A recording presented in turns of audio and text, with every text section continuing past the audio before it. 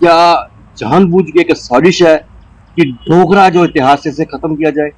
डोगरों के बारे अभी आज के हम बात करते हैं, डोगरों के बारे में बात करते हैं, जल साहब के बारे में बात करते हैं, हमारे जितने जितने सिपा सलार हैं उनकी बात करते हैं, लेकिन हमने अपने बच्चों को क्या दिखाना है, क्या पढ़ाना है उनके बारे में? कुछ बता नहीं सकते। अगर वाकई कुछ नहीं पता इनको तो उन्हें रिजाइन कर देना चाहिए। अगर थोड़ा भी पता है तो इसको बचा लो। ये कला केंद्र के अंदर आर्काइव्स नहीं बचेगा। आदर्श जी, कोई चोर आ रहे हैं, डाका डाल रहे हैं, तो इसका मतलब घर के या तो शराब पी के सोए हुए हैं और या उनको होश ही नहीं है कि वो मुकाबला तो करते। उसमें उन्होंने लिखा है कि 36 टाइम्स आग लगी है और प्लीज यहाँ पे सीबीआई इंक्वायरी ऑर्डर करिए। और मैंने आपको पहले भी कई बार बोला, और कोई सीबीआई इंक्वायरी कभी ऑर्डर नहीं हुई। और ये तबाही होगी, रिकॉर्ड लेना यहाँ मुश्किल हो जाएगा और इसके साथ साथ वहाँ प्रिजर्व करना तो दरकिनार। वहाँ इसकी वो वैल्यू, मुबारक मंडी की वो वैल्यू हम ख़त्म कर देंगे जो इस धरती पर उसकी वैल्यू अपने ढंग से लोग एसेस। देवकाम के अंडर को कमेटी ने फैसला किया कि कला केंद्र ही एक अच्छी जगह है। फिर मैंने स्टैंड लिया, मैंने कहा गलत है। अगर इस रिच आर्काइव्स को यहाँ से निकाला गया तो ये Mubarak Mandi body without soul होगी। कि अगर हमें आगे बढ़ना है, प्रेरणा लेनी है, तो हमारे पास कुछ रोल मॉडल्स होने चाहिए। तो उन्होंने उसने ओपनली सारे फोरम में पूछा था, who is Joan of Arc from Jammu, who is Joan of Arc of Dogras, हमारी रानी झांसी कौन है? कोई जवाब नहीं था। कि यहाँ बाहर, अब लंदन में मैं गया हूँ, वहाँ पर आर्काइव रिपोजिटरी के अंदर जाकर देखा कि एक एक कागज किस तरीके से उन्होंने प्रिजर्व करके रखा हुआ है, वो देखने वाले हैं। हमारी फाइलें वहाँ मिलती हैं, लेकिन यहाँ बुरी हालत में जो तबाह हो गई तो उसको छोड़िए, जो बची वो 7 और 8 लाख के बीच। इसलिए कह रहा हूँ कि कई बस्तों में ज्यादा फाइलें नहीं है। नमस्कार। इससे पहले भी हमने एक प्रोग्राम किया था जिसमें हमने जम्मू कश्मीर के इतिहास के बारे में बात की और काफी दुख जाहिर भी किया था कि हमारा जो इतिहास है वो लुप्त होता जा रहा है। और बार बार हम हर प्रोग्राम में कहते हैं, जो हमें पढ़ाया जाता है, दिखाया जाता है, तो हमारे जो ओरिजिनल जम्मू कश्मीर के राइटर्स हैं, जो जम्मू कश्मीर को जानते हैं, उनका लिखा हुआ नहीं। बात बहुत लंबी हुई थी, इसके बारे में कम चर्चा करेंगे। लेकिन उससे बड़ी बात यह है कि हमारे जो डॉक्यूमेंट्स हैं, जो आर्काइव में रखे हुए थे, वो तबाह हो रहे हैं। उसको अब जो है कला केंद्र में शिफ्ट करने जा रहे हैं। एक फोरम बनाया है, लेकिन इतनी देर लग गई है कि अगर आपको कभी मौका मिले उनको देखने के लिए, कला केंद्र में जब जाएंगे तो उनकी कुछ पोजीशन कुछ और होगी, जो साफ साफ होंगे सब कला केंद्र में आपको दिखाई देंगे, लेकिन बहुत से कीमती डॉक्यूमेंट्स हैं शायद आपको देखने को मिलेंगे, पढ़ने में नहीं मिलेंगे। जब इतिहास में हम लिख रहे तो मिले कौन उनके बारे में जानेगा। तो आज हमारे साथ है ठाकुर गुरचरण सिंह जी, डोगरा सदर सभा के प्रेसिडेंट है। वो जब मंत्री थे तब भी उन्होंने पूरी कोशिश की थी कि उस आर्काइव को जिंदा रखा जाए, उसको कंप्यूटराइज किया जाए और उन चीजों को सुरक्षित रखा जाए, खासकर हमारा हेरिटेज जो है। और साथ हमारे ब्रिगेडियर विजय सागर दीवान साहब हैं, ये भी जम्मू कश्मीर के हेरिटेज के बारे में बहुत काम कर रहे हैं, उनके बारे में हर चीज बता रहे हैं। जनरल गोवर्धन सिंह जी क्या है, वो भी इनके साथ मिले हुए हैं। तो आज हम चर्चा करेंगे, क्या ये हमारा इतिहास जो लुप्त होता जा रहा है, इसकी तरफ कौन ध्यान देगा? क्या कला केंद्र में उसको शिफ्ट करना ये एक बहुत बड़ी बात है? डॉक्टर साहब, क्या कारण है आज तक?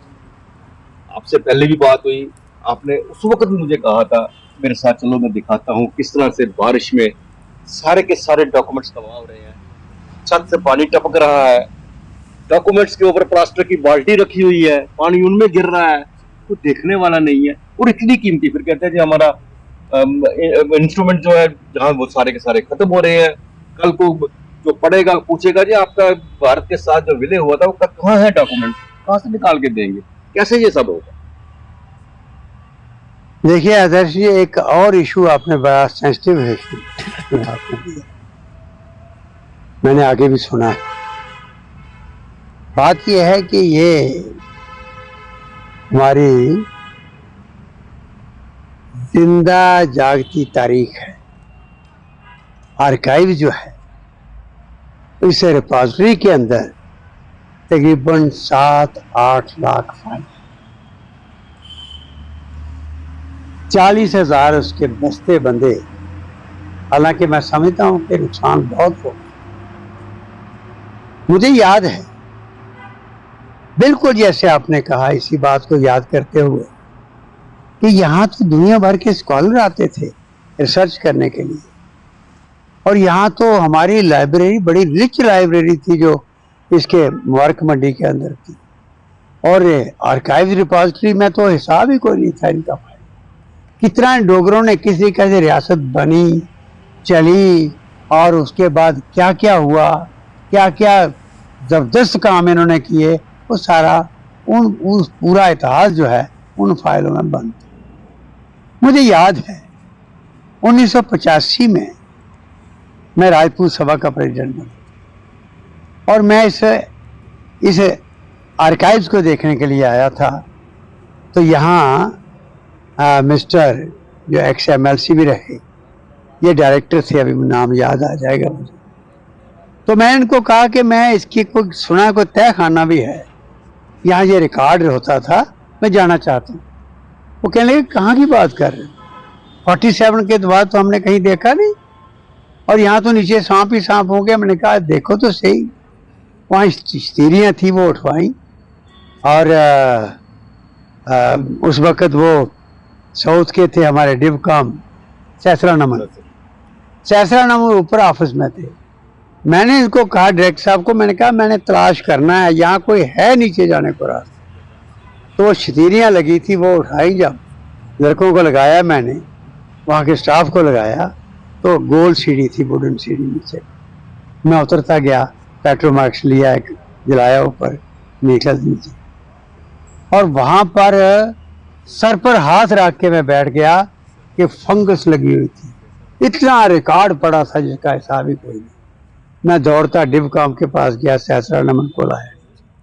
मैं कहा चलिए हमारा पूरा खजाना लुट गया, चलिए देखिए।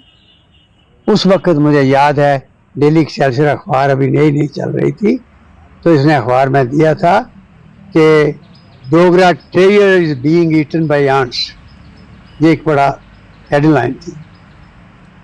तो उस वक्त हमने कोशिश शुरू की, प्रयास शुरू किया कि इसको कैसे बचाएं, और सुषमा चौधरी बाद में कमिश्नर सेक्रेटरी आई, और यहाँ पर जगमोहन उस वक्त गवर्नर आए। जगमोहन जब भूल रहा हूँ मैं कौन गवर्नर थे उस वक्त, उनके बाद दौड़े, तो फिर 26 लाख रुपया उन्होंने सैंक्शन किया महकमे को, और ये बस्ते बंदी जिसकी जिक्र आपने किया, ये टोटल जो हमारे बची उस वक्त फाइल जो तबाह हो गई थी उसको छोड़िए, जो बची वो 7 और 8 लाख के बीच। इसलिए कह रहा हूँ कि कई बस्तों में ज़्यादा फाइलें नहीं। तो ये 40,000 बस्ते बंदे, और उसके बाद इसको हमने प्रिजर्व करने की कोशिश की, लेकिन जिस तरीके से प्रोसीजरल काम होना चाहिए था वो नहीं हो सका, पर चलता रहा। अब उसके बाद क्या होता है कि हमने एक कोशिश की कि ये यहाँ पर इस तरीके से डिस्प्ले हो सके कि दोबारा से यहाँ स्कॉलर्स आएँ, रिसर्च शुरू हो, लेकिन बिल्डिंग ख़त्म हो रही थी, तबाही हो रही थी, कोई ध्यान नहीं दिया जा रहा था, पर फिर भी आस्ता आस्ता निकाल के 2-3 जगहों पर बांट के उसको रखा। अब हम ये कह रहे थे कि यहाँ बाहर, अब लंदन में मैं गया हूँ, वहाँ पर आर्काइव रिपोजिटरी के अंदर जाकर देखा कि एक एक कागज़ किस तरीके से उन्होंने प्रिजर्व करके रखा हुआ है, वो देखने वाले हैं। हमारी फाइलें वहाँ मिलती हैं, लेकिन यहाँ बुरी हालत में था। ये सही बात कही है। तो उसके बाद क्या हुआ, ये किताबें बुरी हालत, बिल्डिंग गिर रही थी, नीचे कोई ना कोई लकड़ी की स्पॉट, कोई ईंटों की स्पॉट दे के कोई बिल्डिंग को खड़ी करने की कोशिश कर। हम संघर्ष कर रहे थे, मुंह पर कपड़े बांधे हुए थे, स्ट्राइक करते थे, प्रोटेस्ट करते थे, लेकिन बात नहीं चल रही थी। 18 दफ़ा इसके आसपास मुबारक मंडी में आग लगी। एक इंक्वायरी की रिपोर्ट हमारे पास नहीं है कि कैसे लगी, क्यों लगी, क्या नुकसान हुआ। तो अजीब किस्म का माहौल चल रहा था, और तब भी मैं कहता हूँ मुझे बड़ा भारी गिला है, हमारा कोई सियासतदान, कोई आदमी वहाँ पर बोला। उसके बाद पंडित रामनाथ शास्त्री, ये वेद बसीन, बलराजपुरी और धर्मचंद प्रशांत और ये ओम सराफ, इनको लेकर फिर एक प्रयास शुरू, दौड़ धूप शुरू की और इस आर्काइव्स को बचा। अब ये हो रहा है कि हम इसके पीछे थे कि भाई इसको, जब मैं मंत्री बना तो या नीचे जो जरा भी वो बेसमेंट है वहाँ तोड़ के एग्जॉस्ट फैन बड़े लगाए हमने, एसी लगा दिए ताकि ये प्रॉपर ढंग से इतनी देर बचाए रखें जब तक ये इसकी रेनोवेशन नहीं हो जाती। अब मुबारक मंडी का काम स्लो हो गया। जो काम जल्दी होना चाहिए था, जिसके लिए पैसा भी सैंक्शन था, वो पैसा लैप्स होना शुरू हो गया। अब जो गवर्निंग बॉडी बनी, जिसके लिए हमने खासकर 2005 में आकर जब गवर्नमेंट में मैं आया तो वहाँ पर सोसाइटी बना दी, उसके तहत भी यहाँ पर ज़बरदस्त एक्सपर्ट्स को बुला के काम शुरू कराया कि ये आगे बचा रहे। अब ये हुआ कि हाई कोर्ट में एक अपील किसी ने की, किसी हमारे वकील ने, उन्होंने कहा कि यहाँ पर जुडिशरी का रिकॉर्ड भी आया है, इसलिए ये सेफ यहाँ नहीं है, इसको मुबारक मंडी से निकाल के कहीं सेफ प्लेस पर रखा।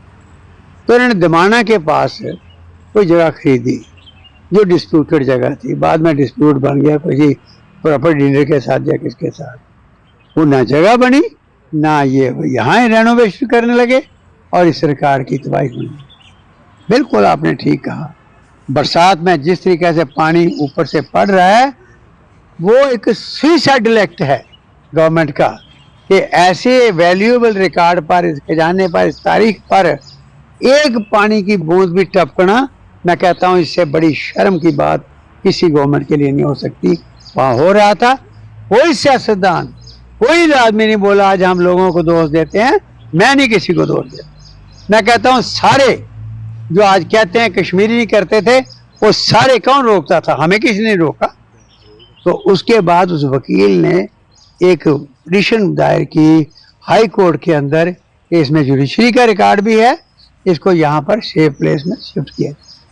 अब क्या हुआ कि रिकॉर्ड थोड़ा सा वहाँ से निकाला, जब काम भी शुरू होना था, 30,000 के करीब, 6,000 के करीब बस्ते जो हैं वो एस वाइल ट्रेजरी बिल्डिंग में रखेगी और 3,000 बस्ते जो हैं वो राजा अमर सिंह पैलेस में 2-3 स्टोर्स पर रखे। इस तरीके से डिवीजन की 40,000 में से ये इन्होंने बस्ते निकाले, कोई 12,000 के करीब, वो इन्होंने कला केंद्र के लिए शिफ्ट करने के नहीं, उसके बाद क्या होता, वकील की पिटीशन के बाद ऑनरेबल हाई कोर्ट ने एक कमेटी बना दी वकीलों की कि आप जाकर सजेस्ट करो।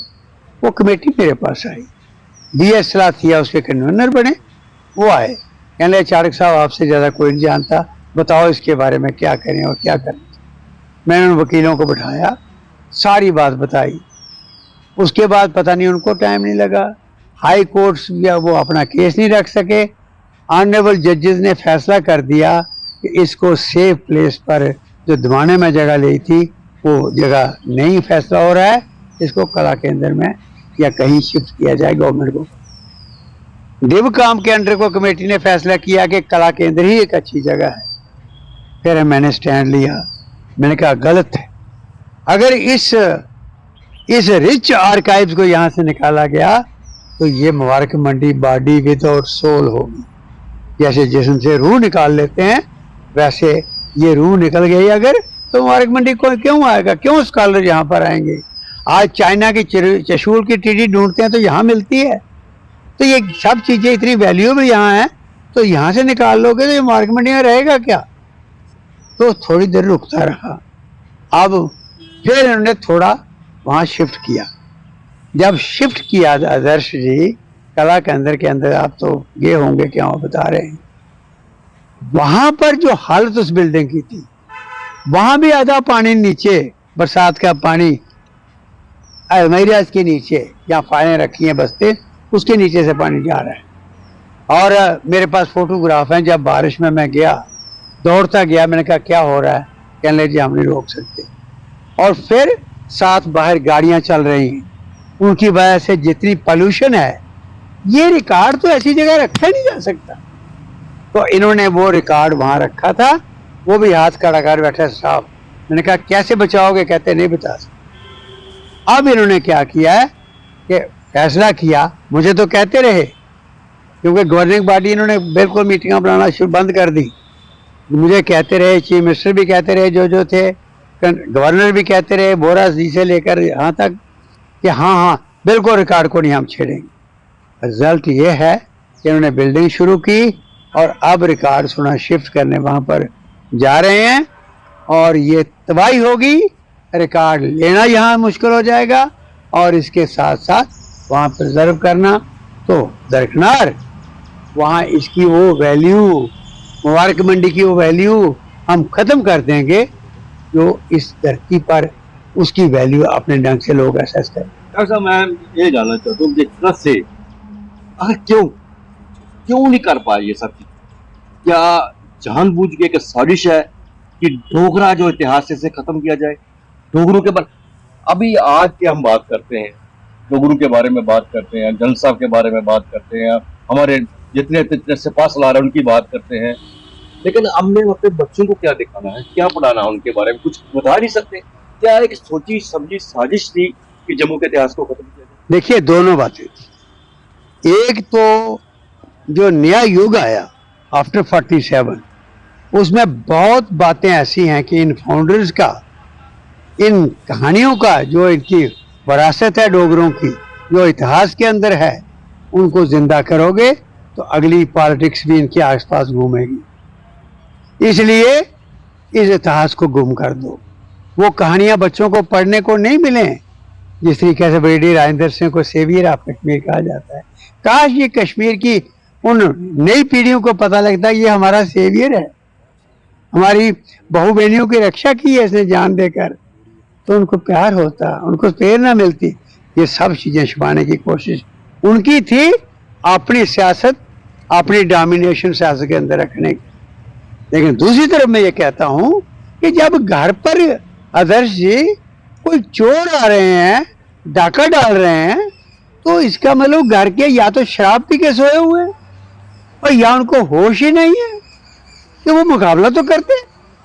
आज मुझे बताओ, मेरे जैसा आदमी उस वक्त के retired MR professor MR Puri, professor Shiv Sharma, professor OP Baru और सरदार अवतार सिंह, ये सारे बूढ़े, ओम सराफ, वेद भसीन, बलराज पुरी, धर्मचंद प्रशांत, इन सबको एक जगह इकट्ठे करके पंडित लोचनदास जी को उठा के ले गया मैं, इकट्ठे करके कि आओ इसको बचा लो, हमारे बच्चे आगे क्या देखेंगे। ये चल पड़े मेरे साथ, मुझे ये बता। और यहाँ पर इस मुबारक मंडी के अंदर 18 दफा आग लगी, इसका मतलब पीछे कोई चाल थी? आपने इंक्वायरी को रिपोर्ट अपने सामने रखी? आज तक मैं मांग रहा हूँ कि जो 18 दफा आग लगी, आपने कमेटी बनाई, उस इंक्वायरी का क्या आउटकम था, वो सामने आता, पता लगता। और दूसरी बात, मैं बराबर का दोष देता हूँ, बल्कि ज्यादा, जो हमारे रखवाले थे। देखिए, एक तरफ तो हम कहते हैं साजिश चल रही थी, वाकई साजिश चल रही थी। दूसरी तरफ जो साजिश का शिकार हो रहे थे, उनको बचाने के लिए हमने रखवाले चुन के भेजे, वो क्या करते रहे। इसलिए आज तक मैं उनको भी कोसता हूँ बराबर। आज जाओ, आज बोर्ड ऑफ स्कूल एजुकेशन की किताबों के अंदर आपको ब्रिगेडियर की कहानी मिलेगी, हमने कैसे लड़ाई लड़ी। आज यहाँ की डोगरों की वो कहानियाँ, आज डोगरा सदर सभा की गजब की संस्था है, उसकी कहानी डोगरों की उन टेक्स्ट बुक्स के अंदर है, ग्रेजुएशन बीए के अंदर बुक्स के अंदर है, अभी आने लगी हैं। कैसे आई?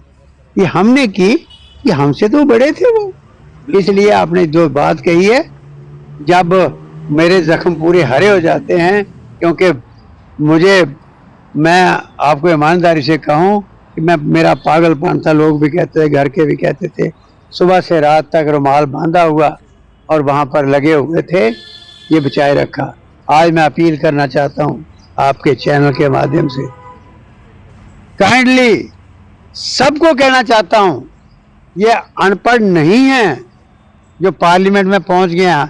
अगर वाकई कुछ नहीं पता इनको, तो उन्हें रिजाइन कर देना चाहिए। अगर थोड़ा भी पता है तो इसको बचा लो। ये कला केंद्र के अंदर आर्काइव्स नहीं बचेगा, इसको बचा लो, इस वक्त भी रोक लो। और ये मेरी अपील भी है, नहीं तो हमारी ऐसे हो जाएगा जैसे एक पेड़ बगैर रूट्स के। हम कश्मीर फाइल पिक्चर बनाते हैं, एक दिन में ताजा कर देते हैं जख्म सारे। 370 की बात कल प्रधानमंत्री ने भी कही, उसमें भी फिल्म बन रही है। क्या मुबारक मंडी नहीं भूल रहे हैं? क्या अपने हेरिटेज को, एक मुबारक मंडी तो एक हमारा मुख्य है ना। उसके साथ साथ ब्रिगेडियर साहब आपने बहुत इस पर सर्च कर रहे हैं, बाकी क्या हेरिटेज भी तो खत्म हो रहा है। देखिए आदर्श जी, मुबारक मंडी खाली एक हेरिटेज नहीं है। मुबारक मंडी जो है, चाहे वो 300 साल लगे उसको बनाने में, बहुत सारे पैलेसेस उसके अंदर हैं। इनफैक्ट क्योंकि मैं उसी मोहल्ले में रहता था, काफ़ी बचपन मेरा वहीं था, और मैं खुद भी कह रहा हूँ कि मुझे भी अभी तक पता नहीं है कि उसके अंदर कहाँ क्या क्या है। यानी कि सिचुएशन ये है कि एज ए सिविलियन, एक आम नागरिक, हमें पता नहीं है कि उसके अंदर क्या है, क्या महत्ता थी। क्योंकि जब हम बड़े होना शुरू हुए तो हमें वहाँ पे ओल्ड सेक्रेटेरिएट मिली गवर्नमेंट की, कि तो वहाँ पे तभी जाना है अगर कोई किसी ऑफिस में कोई काम हो। और उसकी जो इम्पोर्टेंस है, उसकी जो हेरिटेज वैल्यू है, उसको खैर कभी एड्रेस किया ही नहीं गया। अभी चाणक्य साहब ने बोला कि वहाँ आग लगती थी। सर विद ड्यू रिस्पेक्ट्स, आपने बोला 18 बार आग लगी। मेरे पास चिट्ठी है डॉक्टर करण सिंह की लिखी हुई, as a health minister to Indira Gandhi. ये एक ओपन लेटर है जो किताबों में मिलती है। उसमें उन्होंने लिखा है कि 36 टाइम्स आग लगी है और प्लीज़ यहाँ पे सीबीआई इंक्वायरी ऑर्डर करिए। और मैंने आपको पहले भी कई बार बोला, और कोई सीबीआई इंक्वायरी कभी ऑर्डर नहीं हुई। तो फिर हमने पूछा भाई ऐसी क्या बात थी कि जैसे चाणक्य साहब ने बोला इंक्वायरी कमेटीज बैठी पर इंक्वायरी पब्लिक नहीं की गई।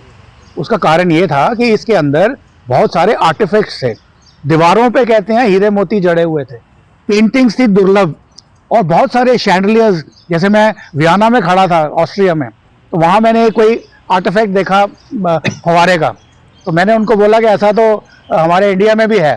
तो उसने फट से मुझे बोला, yes Maharaja of Jammu Kashmir bought it from us in vote sun so and so. यानी कि 100 साल पुरानी बात बता रहा है वो मेरे को, और मेरे सिर्फ एक मुंह खोलने पे। तो वो उसकी वैल्यू उतनी ज़्यादा थी, और उसको सब तबाह करने का पूरा कोशिश की गई। और जैसे चाणक्य साहब ने बिल्कुल सही बोला कि डोगरों का इतिहास ही खत्म कर दो, ताकि इनको, इनके अंदर वो आज हम बोलते हैं लीडरशिप नहीं है। क्यों नहीं है? क्योंकि हमारे पास कोई इंस्पिरेशन नहीं है। अगर चाणक्य साहब भी मेरे एक वेबिनार में थे, हम बात कर रहे थे नारी शक्ति डोगरा की, तो मेरी बेटी जो स्विट्जरलैंड से जुड़ी थी, उसने सवाल पूछा सबके सामने कि बताइए कि अगर हमें आगे बढ़ना है, प्रेरणा लेनी है, तो हमारे पास कुछ रोल मॉडल्स होने चाहिए। तो उसने ओपनली सारे फोरम में पूछा था, who is Joan of Arc from Jammu, who is Joan of Arc of Dogras, हमारी रानी झांसी कौन है? कोई जवाब नहीं था। परंतु उसने फटाफट गूगल पे बैठे बैठे करके 3-4 नाम सामने गिरा दिए, जो मुझे भी आज याद नहीं है। Let me confess it properly. तो हमारी हिस्ट्री को खत्म करने का पूरा प्रयास किया गया।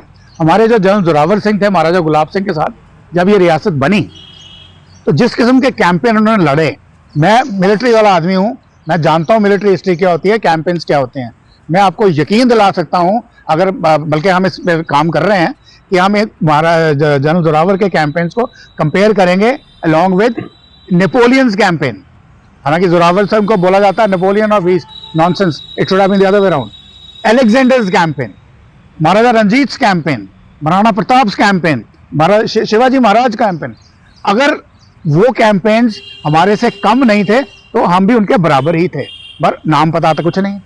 वैसे आज बहुत बड़ी सी कहानियां बता सकता हूँ।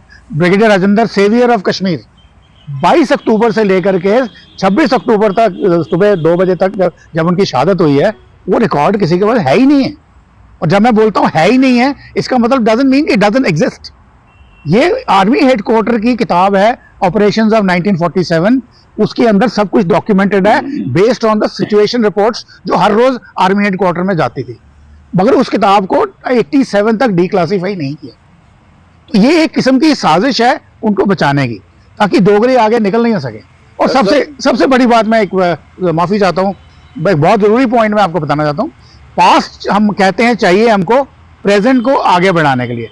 नंबर 2, आज रोज जब से गलवान हुआ है, रोज टीवी पे कांग्रेस पार्टी या राहुल गांधी या जो भी हैं, मोदी जी आपने हमारा कंट्री दे दिया आगे चाइना को, वो कहते हैं नॉट ए इंच गिवन। पर प्रूफ क्या है, दिया है कि नहीं दिया है? उसके लिए वो एक नक्शा लाते हैं जिसको हम आज एक साई चेन का नक्शा बोलते हैं जम्मू कश्मीर का। तो वो कहते हैं ये जॉनसन लाइन है जो महाराजा रणवीर सिंह के टाइम पे बनी थी। पर मैं आपको ये बताना चाहता हूँ कि कि उसका प्रूफ कहाँ है, प्रूफ उसका कहाँ मिलेगा आपको कि कौन सा एरिया महाराजा गुलाब सिंह की रियासत में था जो जनरल जोरावर ने जीता और चशूल ट्रीटी के बाद भी हमारे पास था, वो प्रूफ कहाँ है। जॉनसन लाइन बनाई थी, एक जॉनसन नाम का कहते हैं वो कार्टोग्राफर भी था, परंतु वो एक एडवेंचरस था, वो सर्वे करने आया था।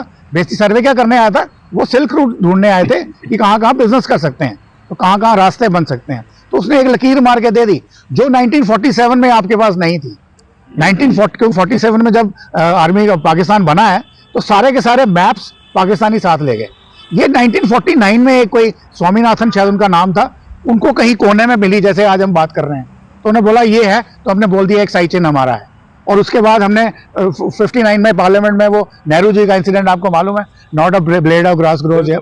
तो इस किस्म से मैं कहता हूँ ऑथेंटिसिटी कहाँ से मिलेगी। ये जो आर्काइव्स की जो हम बात कर रहे हैं, जिसकी अभी चाणक्य साहब ने आपको सब बताया, इसके अंदर वो सारे रेवेन्यू रिकॉर्ड्स आपको मिलेंगे कि कहाँ कहाँ से लगान आता था, कितना कितना आता था, और वो जो डॉक्यूमेंट होगा वो ऑथेंटिक होगा कि आपकी 1842 की जो चशूल ट्रीटी हुई है क्या वापस चाइना ले गया और क्या हमारे पास छोड़ गया। इसी बात की ब्रिगेड साहब चिंता है कि ये सब चीजें हमसे लुप्त हो रही हैं। मैं डॉक्टर साहब, मेरी यही दरख्वास्त है, क्योंकि हमने भी अपनी तरफ से जिस स्टेज तक हम कोशिश कर सकते हैं हम कर रहे हैं, इसके ऊपर करते रहे हैं, लेकिन आपने जो दौड़ लगाई है अब इसको अधूरा मत रखिएगा, इस दौड़ को पीछे मत रहने दीजिएगा। आपकी जो मेहनत है अब रंग लाएगी। जो भी बचा है, आप गवर्नमेंट कुछ भी करे, आप एक प्राइवेट जो है, जो यहाँ की सिविल सोसाइटी है, उनको आप इकट्ठा करें, क्योंकि आपसे आशाएं इसलिए रखी हुई हैं कि आपने इसके ऊपर बहुत काम किया है। आप डोगरा सदर सभा के प्रेसिडेंट है। डोगरा सदर सभा किसी एक की नहीं है, पूरे जम्मू कश्मीर की है, पूरे जम्मू के डोगरा है, चाहे वो हिंदू है, मुस्लिम है, सिख है, ईसाई है, डोगरा जो भी है सब की है, और आपके ऊपर निगाहें हैं, इन्हें रोकिएगा। ये मेरी दरख्वास्त है। बहुत बेहतर, बहुत बहुत धन्यवाद आपका आदर्श जी। एक तो आपकी दिलचस्पी देखकर, और आपने जिस तरीके से अपील की है, पहले पत्रकार मुझे मिले हैं कि जो मुझे अपील कर रहे हैं, मैं सबको अपील करता हूँ, मैं आपको विश्वास दिलाता हूँ, जहाँ तक हमारी जान काम आ सकती है इस काम के लिए वो करते रहेंगे। एक सिर्फ आपके माध्यम से मैं आपको भी, तमाम पत्रकारों को भी, और सब नेताओं को भी, और प्रोमिनेंट सिख डोगरास को अपील करना चाहता हूँ कि अब ये आखिरी कील ने लग रहा है, इसको बचा लो, और ये आर्काइव्स मुबारक मंडी के बाहर ना जाने दो, और दूसरा कुछ पैलेसेस को जो होटल में कन्वर्ट करने की कोशिश की जा रही है वो ना करो। और एक आखिर में मैंने मांग की है कि इस मुबारक मंडी को खोल दो, टिकट लगा दो, शाम को टूटी हुई वो दीवारें, हर चीज़ लोगों को देखने दो, क्या आप काम कर रहे हैं वो भी लोग देखें, उससे एक बहुत जागृति आएगी, लोगों को पता लगेगा। और सारे सियासतदानों को मैं आज की ये बात आपकी सुनकर फिर मेरा दिल किया कि मैं डोगरा सदर सभा के प्लेटफॉर्म पर इनवाइट करूंगा, और बिल्कुल टाइम रख के इनवाइट करूंगा। आओ इकट्ठे होकर, हमारी पॉलिटिक्स तब चलेगी जब हम बचेंगे। तो 29,000 पुरानी हिस्टोरिकल एक लाइब्रेरी है जिसमें 29,000 किताबें हैं, वो जा रही है, और 7-8 लाख ये फाइल है। इस सब को बचाना हमारा धर्म, ईमान बनता है, और इकट्ठे होकर बचाना। बहुत बहुत धन्यवाद प्रेस साहब आपका भी, और उम्मीद करते हैं कि जम्मू का इतिहास जितना भी है वो आगे के लिए सुरक्षित रहेगा। आज के लिए बस इतना ही। नमस्कार।